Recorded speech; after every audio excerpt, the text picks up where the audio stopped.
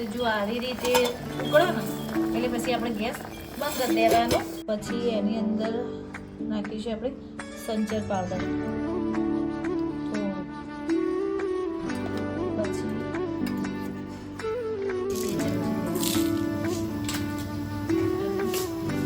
એક ચમચી ભરી જીરું લેવાનું. પછી એને ધીમા તાપે તો જો આપણે પૂરી બધી તળાઈ તૈયાર થઈ ગઈ છે. મસ્ત બધી જ ફૂલી છે પૂરી.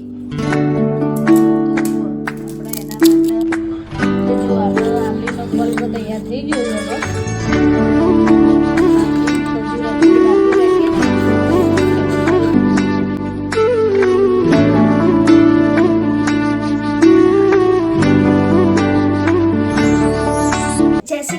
Good morning. તો થઈ ગઈ છે મસ્ત મજાની સવાર અને આજે આપણે બનાવવાની છે પાણીપુરી. તો મમ્મી એની તૈયારી કરે છે તો આપણે પહેલા એમને મળી લઈએ અને હું તમારી જોડે શેર કરું કે મમ્મી કેવી રીતે પાણીપુરી બનાવે છે. મમ્મી જય શ્રી કૃષ્ણ. જય શ્રી કૃષ્ણ. તો કેટલે પહોંચી આપણે પાણીપુરીની તૈયારી? પાણીપુરી જો આ આંબલીના કાતરા આવે છે ને, અમે એવી આંબલી લીધી હતી, દેશી આંબલી. હા. તો એમાંથી આ છોતરાને થોડા કાઢી દો. તો પહેલાં આપણે બનાવીશું આંબલીની ચટણી. તો પાણીપુરી માટે આપણે ચણા અને બટાકા પહેલાં બાફી દીધા છે. ચણા કાલ રાત્રે પલાળ્યા હતા અને બટાકાને અત્યારે મૂકી એને બાફી દીધા છે. એને સીટી લઈ દીધી છે. હવે આપણે લઈશું આટલી આંબલી. આંબલી ના હોય તો જે પેલી બીજી આંબલી આવે છે ને એ બી તમે લઈ શકો. આ કેવું હતું, અમારે અહીંયા વેચાવા આવે છે ને એમના જોડેથી, અમે દાદા જોડેથી લીધી હતી આંબલી. હા.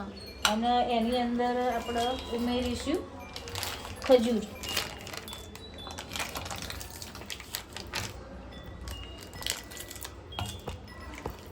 ખજૂર લઈએ ને એટલે કેવું થાય, સરસ ખટમીઠી આંબલી થશે અને જાડી બી સરસ થશે આંબલી. અરે આંબલીની ચટણી આ અને આ ચટણીનો ટેસ્ટ છે ને એ સરસ આવે છે. એટલે આપણે એના માટે બનાવીશું આપણે પહેલાં આંબલીની ચટણી. તો એમાં થોડું પાણી નાખી આપણે એને ગરમ કરી દઈશું. પહેલાં ગરમ પાણીમાં છે ને આવી રીતે આંબલી અને ખજૂર એ બેને પલાળી દેવાનું ગરમ પાણીમાં. એટલે કેવું અડધો કલાક પલળશે ને એટલે કેવું આંબલીના અંદર કચુકા હોય છે જે ઠળિયા, એ કાઢવામાં આપણને સરળતા રહે. અને જે ખજૂરની અંદર એક ઠળિયા આવે છે ને એ બી કાઢવામાં આપણને સરળતા રહે. એટલે અડધો કલાક પહેલાં આપણે ગરમ પાણીમાં આંબલી અને ખજૂર તો જો આવી રીતે ઉકળો ને એટલે પછી આપણે ગેસ બંધ કરી દેવાનો. એટલે કેવું સરસ બફાઈ તૈયાર થઈ જશે આપણું. તો આપણે બનાવવાની છે હવે આંબલીની ચટણી, ખજૂર આંબલીની. તો એનો હાથેથી આપણે મસળી દઈશું બરાબર પહેલાં. એટલે કેવું આ ગરમ પાણીમાં આપણે બાફી દઉં ને એટલે ફટાફટ મસળીને સરસ એનો પલ્પ તૈયાર થઈ જશે. એટલે પહેલાં આપણે એનો મસળી બરાબર અને પછી એનું પાણી ગાળી લઈએ. એટલે ઠીલિયા ને બધું હોય ને અંદર ખજૂરના ઠળિયા હોય, પછી આંબલી નાખી દઈએ તો આંબલીના કચુકા હોય અંદર, એના ઠળિયા હોય, એ પહેલાં ગાળી લઈએ આપણે બરાબર. એને ગાળી લઈશું. આંબલી ખજૂર આપણે જે બાફી રાખીએ છીએ ને એનો પલ્પ તૈયાર કરી દીધો છે. હવે એની અંદર આપણે ઉમેરીશું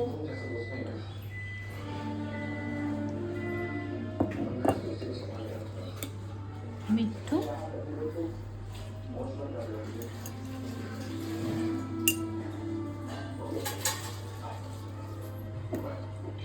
પછી મરચું, લાલ મરચું થોડું, બહુ નહીં. અને ધાણા જીરું તો 4 થી 5 ચમચી ભરીને અંદર ઉમેરી દેવાનું. એટલે કેવું આંબલીની ચટણી સરસ જાડી તૈયાર થઈ જશે. આપણે ધાણા જીરાને લીધે આંબલીની ચટણી મસ્ત જાડી તૈયાર થઈ જાય.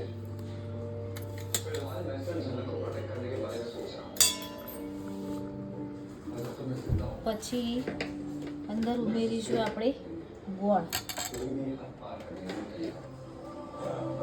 આંબલી થોડી ખટમીઠી હોય ને તો જ આપણને ભાવે. એટલે આપણે અંદર ઉમેરી દઈશું ગોળ. હવે એને 5 મિનિટ ઉકાળી દઈશું. એટલે આપણી આંબલીની ચટણી મસ્ત ગટ્ટી એકદમ જાડી તૈયાર થઈ જશે. તો હવે આપણે બનાવવાનું છે પાણીપુરીનો મસાલો. તો એના માટે લઈશું આપણે લાલ મરચાં, હા પછી ધાણા, આખા ધાણા લેવાના, એ 2 ચમચી લેવાના, અને 1 ચમચી ભરી જીરું લેવાનું. પછી એને ધીમા તાપે શેકી લેવાનું. શેકાઈ જાય ને પછી એનો પાવડર બનાવી દઈશું આપણે. તો જો ધુમાડો નીકળે ને એવી રીતે આપણે શેકી લેવાનું. તો હવે આપણે ચણા અને બટાકાનો મસાલો તૈયાર કરી દઈએ. તો બટાકાના અને ચણાને આવી રીતે મેશ કરી દીધા છે. પછી એની અંદર નાખીશું થોડું મીઠું, કારણ કે બટાકા બાફતી વખતે છે ને અંદર મીઠું નાખ્યું હતું, બરાબર. પછી એની અંદર નાખીશું આપણે સંચર પાવડર થોડું. પછી આપણે જેમાં મસાલો બનાવ્યો હતો ને પાણીપુરીનું જીરું, ધાણા આખા અને લાલ મરચાં લઈને એ દળી દીધું છે અને આવી રીતનો પાવડર કર્યો છે આપણે. તો થોડો એ, પછી આ લીલા મરચાં અને થોડું ધાણા જીરું.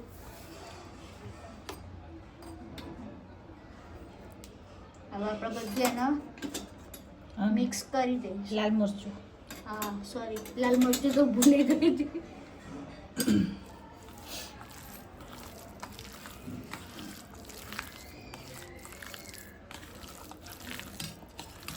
અમુક લોકો છે ને તો કેવું કરે, જે આ બટાકા ચણાનો જે માવો બનાવે ને હા એની અંદર જે આપણે આંબલીની ચટણી બનાવેલી નહીં હોતી હા એ અંદર નાખતા હોય છે. પણ એ શેના માટે કે એકલું આપણે પાણીપુરી ખાવી હોય ને તો, બાકી આપણે તો ચટણી પૂરી ખાવાની હોય છે ને એટલે આપણે આંબલીનું પાણી તો બનાવ્યું જ હોય છે. એટલે આપણે ચટણી પૂરી બનાવીએ ને એટલે એની અંદર આપણે એ તો ઉમેરવાનું જ હોય. હા એટલે આપણે એનો માવો હોય ને એમાં આપણે આંબલીનું પાણી અંદર ઉમેરતા નહીં. અને હવે છેલ્લે નાખવાની છે આપણે કોથમીર. અત્યારે શિયાળામાં છે ને કોથમીર નાખવામાં કંજુસાઈ નહીં કરવાની. અત્યારે તો ઘણી કોથમીર આવે છે. અત્યારે તો શિયાળામાં તો લીલું શાકભાજી તો લગભગ બધું જ મળતું હોય છે.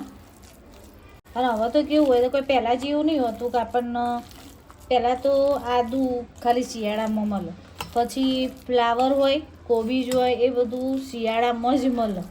પણ અત્યારે તો 12 મહિના બધું જ શાક મળે. કોઈ શાકની નવાઈ જ નહીં. તમે ગમે તે શાક ગમે તે સિઝનમાં માગો તમને મળે. અત્યારે લો તમે શિયાળામાં ભીંડા માગો ને તો તમને ભીંડાય મળશે. ને તો પહેલાં કેવું હતું કે ગવાર હોય, ચોળી હોય, ભીંડા હોય, એ પછી ભટ્ટા હોય, એ બધું તમને ઉનાળામાં જ મળે. અને અત્યારે તો શિયાળામાં તમને 12 મહિના, ચોમાસું હોય તો એ તમને બધા શાક મળી જ જાય.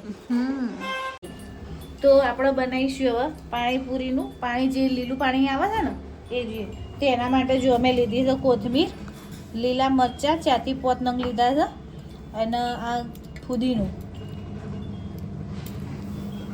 લઈશું આપણે.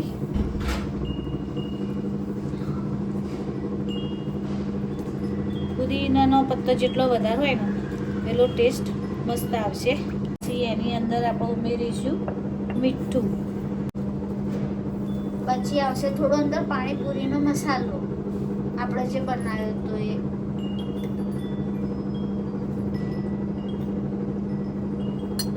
અને હવે આપણે એને પીસી દઈશું.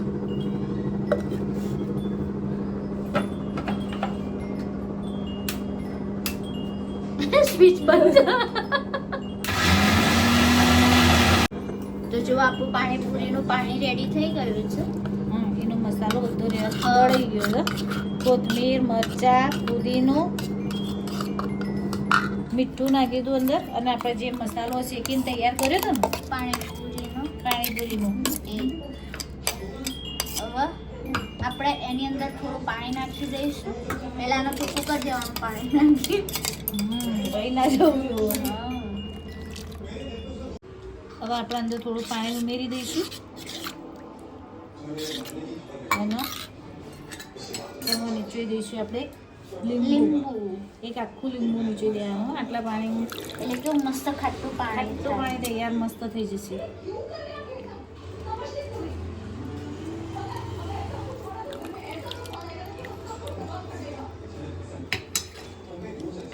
જો આખું પાણી જો મસ્ત પાણીપુરીનું પાણી તૈયાર થઈ ગયું છે.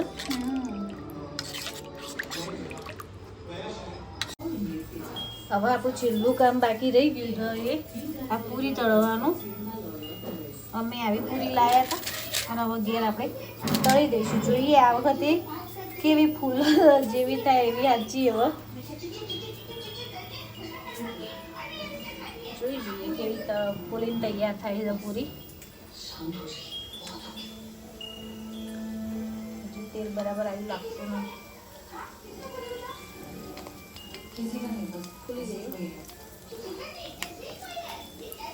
અમે 2 વખતથી પૂરીઓ તૈયાર લાવતા નહીં પાણીપુરીની. આવી રીતે જ ઘેર લાવીને તળી દઈએ છીએ. જો જાતે એના જાતે જ પલટાઈ દઈએ મસ્ત.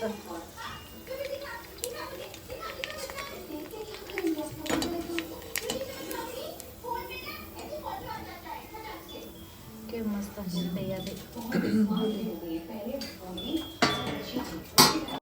તો જો આપણે પૂરી બધી તળીને તૈયાર થઈ ગઈ છે. મસ્ત બધી જ ફૂલી છે પૂરી.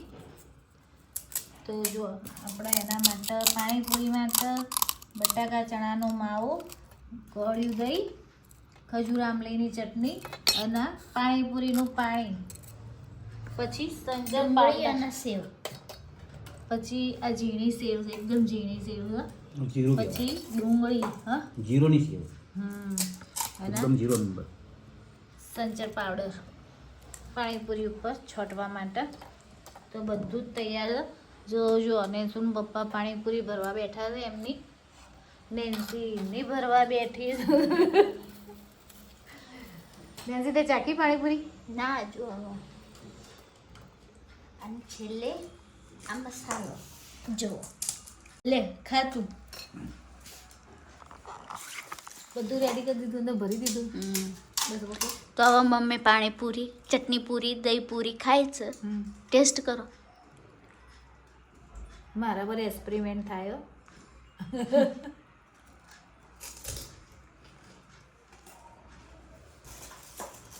કેવી છે?